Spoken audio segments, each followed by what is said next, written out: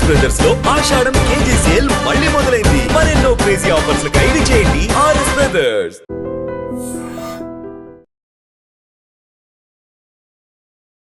హైదరాబాద్ గచ్చిబౌలి ప్రాంతంలో ఒక విషాదకరమైనటువంటి ఘటన జరిగింది. ఎందుకంటే పాపం సాఫ్ట్వేర్ కి సంబంధించిన ఎంప్లాయీ బలవంతంగా ఆమె కిటికీకి ఉరి వేసుకొని చనిపోయిన సందర్భం. యాక్చువల్లీ ఈమె సాఫ్ట్వేర్ కి సంబంధించిన రంగంలో రాణించడమే కాకుండా ఆమె ఉద్యోగం కూడా సంపాదించింది. ఆమె ఏజ్ వచ్చేసి 27 సంవత్సరాలు మాత్రమే. ఆమె పేరు యామిని.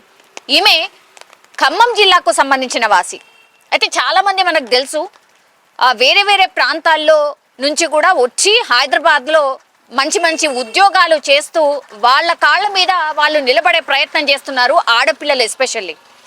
సాఫ్ట్వేర్లో మంచి ప్రైవేట్ సంస్థలో ఉద్యోగం ఉంది యామినికి.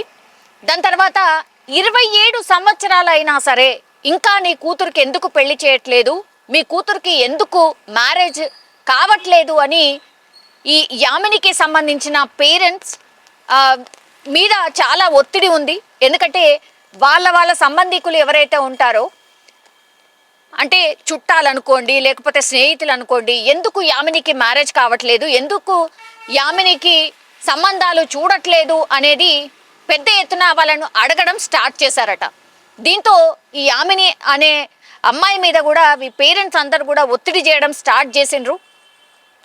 ఎందుకు మ్యారేజ్ చేసుకో 27 సంవత్సరాలైంది, మాకు బాధ్యత తీరిపోతుంది, మ్యారేజ్ చేసుకో అమ్మా అని చాలా టైమ్స్ అడగడం జరిగింది. ఆ తర్వాత ఇప్పుడు ఒత్తిడి మరింత పెరిగింది.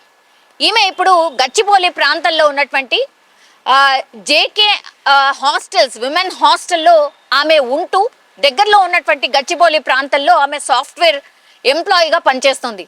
ఇట్లాంటి క్రమంలోనే వాళ్ళ పేరెంట్స్ పెద్ద ఎత్తున ఫోన్ చేస్తూ, మేము నీకు పెళ్లి సంబంధాలు చూసాం, పెళ్లి చూపులకు రెడీ ఉండు, నువ్వు ఎట్లాగూ ఈ సంవత్సరం మేము పెళ్లి చేసేస్తాము అనేటువంటి మాట పదే పదే చెప్తున్నారట.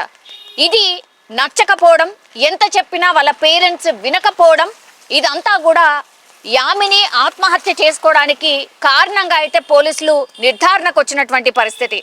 జనరల్లీ ఆడపిల్లలు ఆత్మహత్య చేసుకున్నారంటే ఎవరో చేతిలో మోసపోయారనో లేకపోతే లవ్ అఫేర్ ఉందనో ఇట్లాంటివే పెద్ద ఎత్తున ప్రచారం జరుగుతూ ఉంటాయి. మరి ఈ అమ్మాయి విషయంలో ఏం జరిగిందో తెలియదు, కానీ పెళ్లి సంబంధాలు చూస్తున్నారు, పెళ్లి పైన ఒత్తిడి చేస్తున్నారు అనే ఒకే ఒక కారణంతో ఆమె హాస్టల్లో ఉంటున్నటువంటి గదిలో ఉన్నటువంటి ఒక కిటికీకి చున్నీతోని ఉరి వేసుకొని బలవన్ మరణానికి పాల్పడింది. యాక్చువల్లీ ఈమెతో పాటు ఇంకో 2 స్నేహితులు కూడా అదే హాస్టల్లో ఉంటున్నారట, అంటే రూమ్మేట్స్. సో అందరు కూడా ఆఫీస్లో ఎంప్లాయీస్, వాళ్ళు ఉద్యోగానికి వెళ్ళిపోయారు. కానీ ఈమె కూడా ఆఫీస్కి వెళ్తున్నానని చెప్పి వీళ్ళు స్నేహితులు అందరూ వెళ్ళిపోయిన తర్వాత మళ్ళీ హాస్టల్కి వచ్చి పేరెంట్స్తోని మాట్లాడి ఆ తర్వాత మనస్తాపానికి గురై ఆ రూమ్లో ఉన్నటువంటి కిటికీ గ్రిల్స్కి ఉరి వేసుకొని చనిపోయినట్టుగా గుర్తించారు. వాళ్ళ స్నేహితులు సాయంత్రం వచ్చి ఎంతకీ తలుపు తీయట్లేదు అని అనుమానం వ్యక్తం చేయడంతో అక్కడ హాస్టల్లో వార్డెన్ ఉంటుంది కాబట్టి వార్డెన్ని పిలిపించడం, ఆ తర్వాత బలవంతంగా ఆ డోర్ని ఓపెన్ చేసే ప్రయత్నం చేయడంతో ఒక్కసారిగా అందరూ కూడా షాక్కి గురైపోయినరు. ఎందుకంటే ఎంత తలుపు కొట్టినా తీయలేదు. దీంతో తలుపుని బద్దలు కొట్టాల్సిన సిచ్యువేషన్. లోపలికి వెళ్ళి చూసేసరికి యామిని పాపం గ్రిల్కి ఉరి వేసుకొని చనిపోయినటువంటి పరిస్థితి. వార్డెన్ కావచ్చు, వాళ్ళ రూమ్మేట్స్ కావచ్చు, చాలా సున్నిత మనస్కరాలు. ఆమె ఎవరిని కూడా నొప్పించదు, తన పని తాను చేసుకుని వెళ్ళిపోతుంది తప్పించి పెద్ద కాంట్రవర్సీ క్రియేట్ చేసే క్యాండిడేట్ కూడా కాదు. అండ్ ఇప్పుడున్న జనరేషన్కి అసలు ఆమె సరి తూగదు కూడా. సో అట్లాంటి మనిషి, very calm going and sincere అనేటువంటి మాట స్నేహితులు కానీ అక్కడ ఉన్నటువంటి వార్డెన్ కూడా చెప్తున్నటువంటి పరిస్థితి. ఒక్కసారిగా ఈ ఇన్సిడెంట్ జరగడంతో హాస్టల్లో ఉన్నటువంటి చాలా మంది పాపం భయంతో హాస్టల్ని కొన్ని రోజుల పాటు వేకెట్ చేసి వెళ్ళిపోయినట్టుగా చెప్తున్నారు. ఒకటి, ఆ తర్వాత ఎవరైతే ఈమెతో పాటు ఉన్నారో స్నేహితులు, వాళ్ళు కూడా ఇన్ఫర్మేషన్ వాళ్ళ కుటుంబ సభ్యులకు తెలియజేయడం, వాళ్ళు వచ్చిన తర్వాత చూసేసరికి కన్నీరు మున్నీరుగా విలిపించడం. గచ్చిబౌలి పోలీసులు కేసు నమోదు చేశారు. ఎందుకంటే ఇప్పుడు యామిని తమ్ముడు ఎవరైతే ఉన్నారో ఆయన, మాకు కొంత అనుమానాలు ఉన్నాయి, అంత పిరికి పంద కాదు, మా అక్క ఇలా చెయ్యదు అనేటువంటి మాట వాళ్ళ తమ్ముడు చెప్తున్నారు. సో తమ్ముడితోనైతే ఇప్పుడు కంప్లైంట్ అయితే ఒక రిజిస్టర్ అయింది, పోలీసులు కూడా విచారణ చేస్తున్నారు. ఇప్పుడు ఆమె ల్యాప్టాప్ కావచ్చు, ఆ తర్వాత ఆమె దగ్గర ఉన్నటువంటి సెల్ ఫోన్ కావచ్చు, అండ్ ఆమె పనిచేస్తున్నటువంటి ప్రదేశంలో ఎవరైనా నిజంగానే ఆమె మీద ఒత్తిడి ఏమైనా తెచ్చారా, లేకపోతే ఇంకేమైనా రీజన్ ఉందా అనే అన్ని కోణాల్లో అయితే దర్యాప్తు చేస్తున్నారు.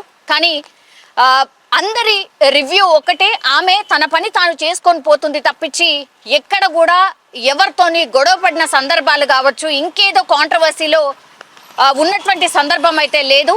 పాపం ఇంత ఘోరమైన డిసిషన్ మరి ఎందుకు తీసుకుందో మాకు కూడా అర్థం కావట్లేదు అనేది వాళ్ళ పేరెంట్స్ అట్లాగే వాళ్ళు ఫ్రెండ్స్ చెప్తున్నటువంటి సిచ్యువేషన్ అయితే కనిపిస్తోంది. కానీ యామిని చనిపోయిన తర్వాత ఆమె మృతదేహాన్ని పోస్ట్ మార్టం నిమిత్తం ఉస్మానియా హాస్పిటల్కి తీసుకువెళ్లారు. అక్కడి నుంచి వాళ్ళ స్వస్థలమైనటువంటి ఖమ్మం జిల్లాకు తీసుకువెళ్ళినటువంటి పరిస్థితి. చూడ్డానికి కూడా యామిని చాలా ముద్దుగా కూడా ఉంది. మరి ఆమెకు నిజంగానే పెళ్లి ఒత్తిడి వల్లనే చనిపోయినట్టుగా పేరెంట్స్ కూడా అదే మాట చెప్తున్నారు. బట్ పోలీసులు విచారణలో భాగంగా ఇంకేమైనా విషయాలు బయటకు వస్తాయా అనేది చూడాల్సిందే.